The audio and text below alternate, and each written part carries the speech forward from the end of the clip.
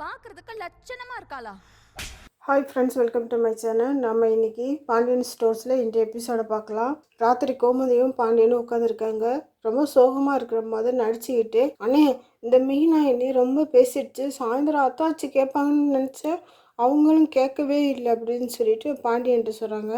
சரின்னு மீனா கூப்பிட்டு, இன்னைக்கு காலேஜில் சூன்யாவை நீ குறைவாக பேசுகிறதா சொல்கிறாடி, அப்படி பேசுனியான்னு கேட்டால் ஆமாம் கேட்டேன்னு மீனா சொன்னதும் பாண்டியனும் கோமதி ஷாக் ஆயிடுறாங்க. ஏன்னா இந்த பிள்ளை இப்படியெல்லாம் பேச மாட்டாளே அப்படின்னு சொல்லிட்டு அவங்க யோசிக்கிறாங்க. இந்த டைமில் செந்தில் அங்கே வந்துடுறாரு.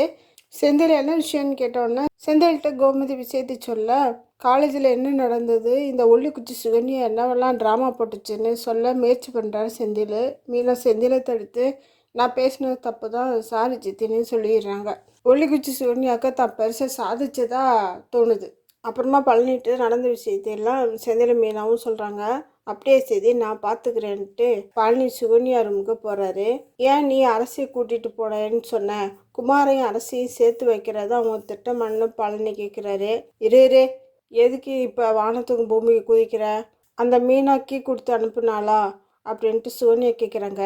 என் பேச்சை பார்த்தத குமாரை பற்றி நமக்கு நல்லா தெரியும், அவன் கடைஞ்செடுத்து அயக்கேன் அரசியல் வாழ்க்கை குழி தோண்டி புதைக்கலான்ட்டு இருக்கியா அப்படின்னு சொல்லிட்டு பழனி கேட்குறாரு.